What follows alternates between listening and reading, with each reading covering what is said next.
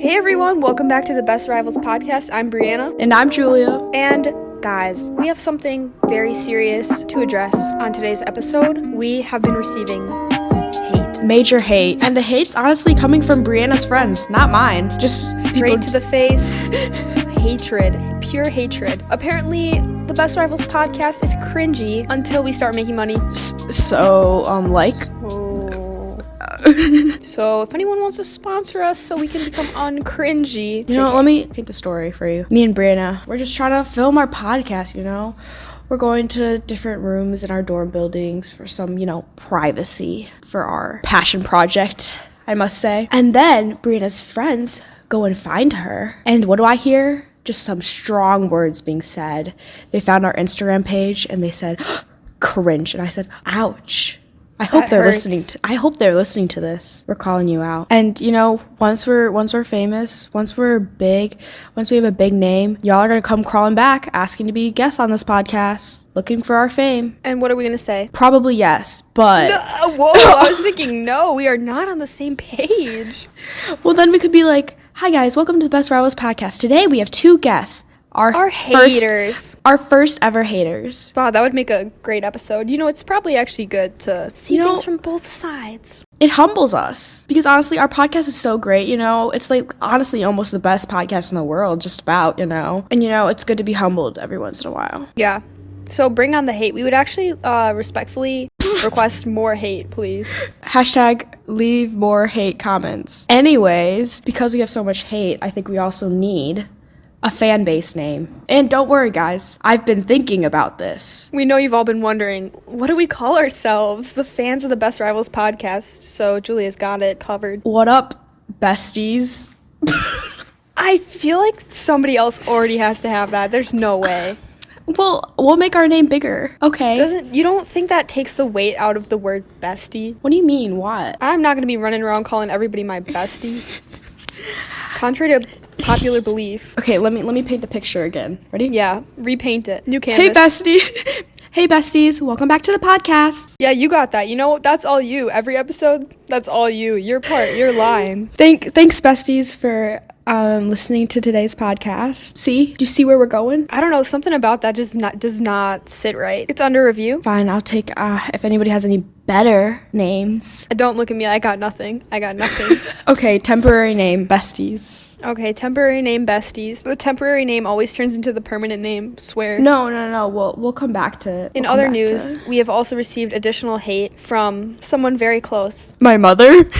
Shout out, Mom. Shout out for listening to the podcast. Very constructive criticism that we are not funny. And the thing is, this isn't the first time she's said this. She's like, that.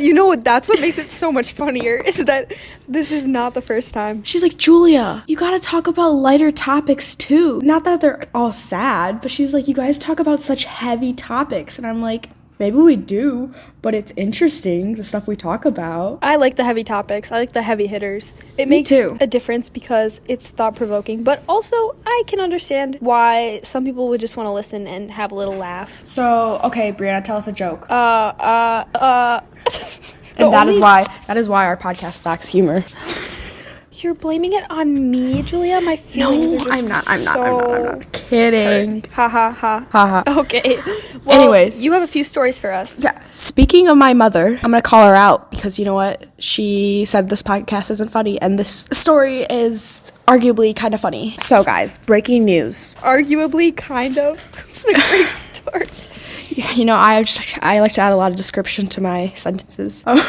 So anyways, guys, so breaking news. Mr. Worldwide, Mr. 305, he's coming to perform in Milwaukee. And of course, I got tickets with a couple friends. I didn't really ask my parents if I could go. Kind of got in the mindset that like, if I can make it work, I can go. If there's no plan in the family schedule, in the family calendar, I'm not required to be anywhere. So I enter into the family calendar, our like online family calendar, and I get like comments under my event. They're like, you're gonna go see Pitbull? I'm like, yes, of course I am. And they're like, where? And I'm like, in Milwaukee. And then they're like, how did you get tickets and everything? And I'm like, there was a pre-sale and we like were on top of it, And they're like, interesting. And then I was like, we got section 305, in honor of Mr. 305, you know? We thought it through, kind of. And I ended up telling them, like, what row I was in, too, just because I was like, yeah, section 305, row whatever. And then our seats are like 6 through 9, which is also funny.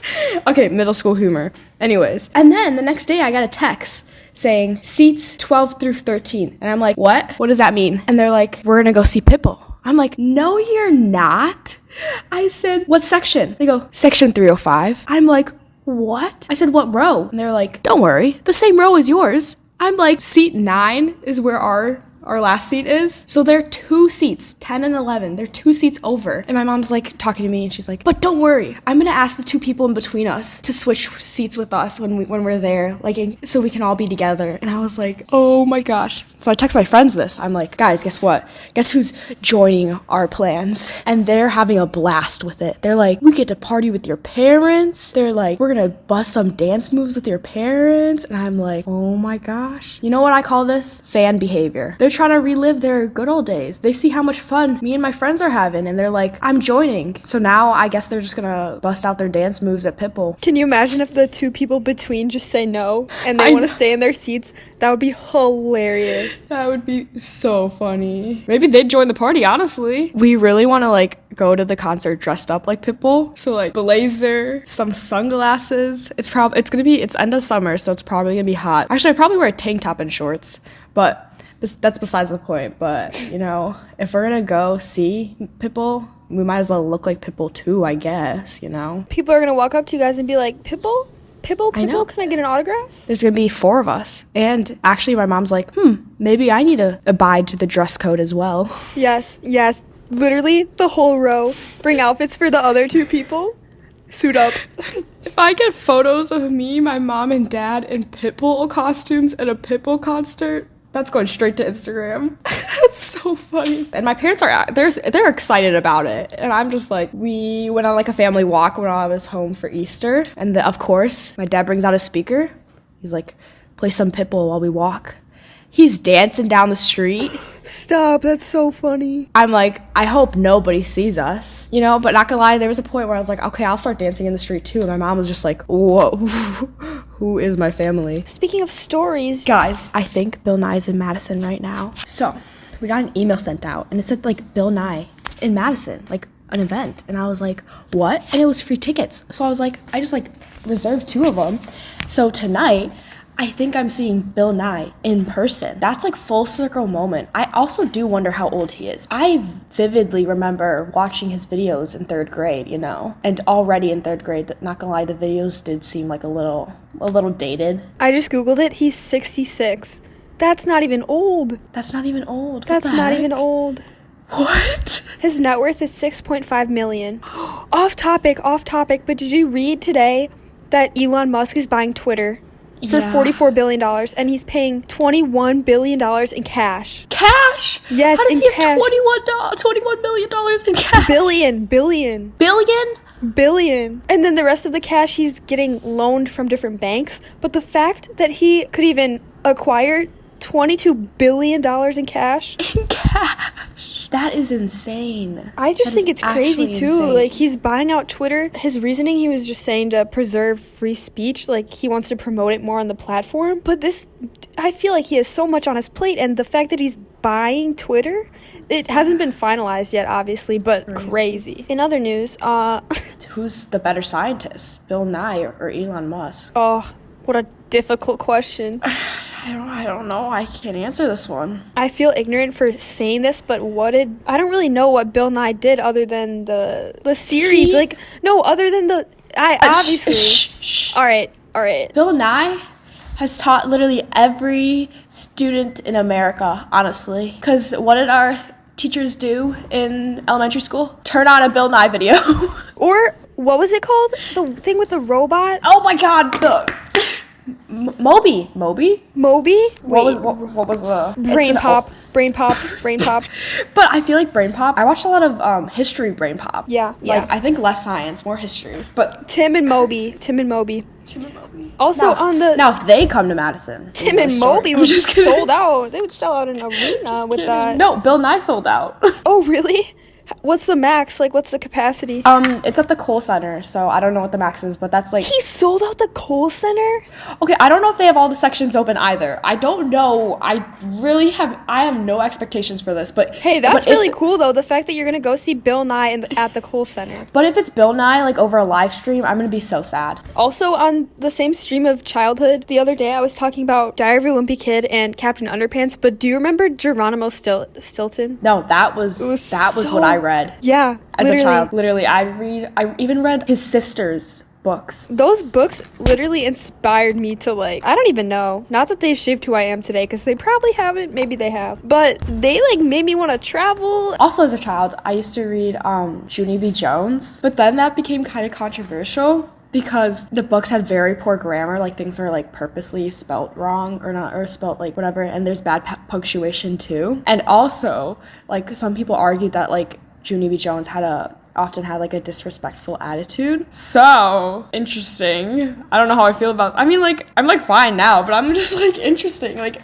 that's where my lack of writing skills, my lack of grammar and punctuation stems from. I'm just kidding. No, it's not. But do you think, though, like, I guess depending on what age you're reading it, if kids can differentiate between a character and, like, the persona of the character and know that she's a sassy, you know what I mean? Yeah, like, that's just her. Yeah. And also, like, I don't know how young I was when I was reading it. I feel like I was able to differentiate, like, her from my life. Like, it's not like I'm trying to be her. I was more so just like observing who she was, and it was kind of more so for me seeing the things she did, and not saying that I wouldn't do what she does, kind of like seeing it as an example of kind of what not to do. Now we're done reminiscing over all the books we used to read. Nowadays, do I even read a book? No, but that might be a summer goal. But speaking of summer, Saturday felt like summer. Okay, so this Saturday I went on a walk with my roommate to Stone Arch Bridge, which is this bridge across the Mississippi in Minneapolis, and a lot of people bring their dogs onto this bridge. So basically we were just dog watching, and I saw so many different types of dogs, and for some reason now I kind of want a French bulldog when I used to think they were hideous. Like, I used to think wrinkly faced dogs, don't make that face, I did used to think they're hideous, but now I really want one. They're so adorable. Or a greyhound, like with the skinny faces. They're like so skinny, it's like funny. They're like rat dogs, but not so ugly that they're cute. Anyways, and also when we were walking across the bridge, we saw everybody eating ice cream, and we were like, where did they get this ice cream? Because I can't remember the last time I had genuine real ice cream, because, you know, Minnesota doesn't provide the same quality of dairy. That's controversial. I don't want to get canceled, but I miss Wisconsin cheese and ice cream. The Union at Madison, ice cream, delicious. Anyways, it's true. The ice cream that Madison has is way superior than Minnesota could ever try. Okay, we don't have to go that far, but it's true. There was literally right in front of me a ice cream truck, like a whole ice cream truck. It wasn't playing music, so like, but I had birthday cake and strawberry on a cone, and it was amazing. And then to conclude my adventure, people started putting the scooters back outside on campus. The like Lime scooters or the other brands, and that was the first time I'd ever rode one, and I rode it for 40 minutes just like go with no destination, which is funny because people take them to like actually get places, but me and my roommate were just zipping around like going anywhere. And it was funny. So fun. That same Saturday, oh my gosh, I ate ice cream with chopsticks. How? I was just picking up the little chunks of ice cream with my chopsticks because I didn't have a spoon. It was really good ice cream. It was chocolate peanut butter, and I think it was made by like Babcock Ice Cream, the company that makes our ice cream in Madison. It's so good. Literally ship me some with some dry ice in the box. It's shocking that, so I have 2 weeks left of school at this very moment, and then just 1 week's saying the that final. Out loud. Just saying that out loud. That's the end of freshman year. It's literally insane, though. Like, you're telling me we're already done with our first year? I was talking to all my friends and getting kind of sad about it, and they're like, you know, we're going to be back next year, right? Like, it's only going to be... I'm still going to miss my, like, friends that I made here. And one of my friends that I made here, he lives in Dubai because he's an international student. Sad. I thought you were going to say, might just have to fly over to Dubai for a quick trip. Might just. That would be really fun, but the airfare probably goes crazy. I don't know if I could be an international student. Like, I feel like that's so far. Yeah. It's insane. Because I think even, like, Minnesota is pretty far, you know? I guess. I feel like if I was flying over the ocean, I wouldn't want to know that I was flying over the ocean. I hate flying over literally, I hate flying over Lake Michigan because every time flying back into the Milwaukee airport, they always, if the runway is full, they loop around and then you have to go over the water. I don't even think it's if the runway is full. I think they're just turning around to get the plane back into like. Either way, I hate it because you literally see the airport and you're going towards land and then you just then you just turn around straight towards the water. And it's not even like just like turning over the water. I think when you're turning over the water, it feels like we're dropping in altitude too. So in conclusion, it feels like we're dying. And that's going over the water for what? Like not even 10 minutes, 5 minutes. I literally hate going over the water. And the chances of the plane actually crashing too are so low, probably. Yeah. So low, but not zero. Anyways, that's probably not the energy that... No, wrong mindset. Sorry, let me switch gears. So, besties, that's the end of our podcast today. Mom, I hope you enjoyed this more lighthearted podcast. This one's for you. This was all for you. You know, everything I do is for you. I'm kidding. But I hope you enjoyed it. I hope all the besties enjoyed it. It's working, Brianna. Don't even give me that look. It's working. If you guys want to listen to the rest of our podcast, they're on our YouTube channel, Best Rivals Podcast. And if you want to look at our Instagram, which you do, it's best.rivals on Instagram. You know, and I've been making some Instagram reels, kind of popping off. Not gonna even lie to you. Not that maybe I leave more hate comments, so I'm humbled. But do you have something to say, Brianna? Yeah, leave more hate comments so that the algorithm thinks that it's engagement, and then we will get recommended to more people. You know, hate is just our fuel. Exactly. So, on that note, thanks for listening to our quote cringy podcast. Shout out Brianna's friends. Shout out. And we'll talk to you guys next week. Okay, bye.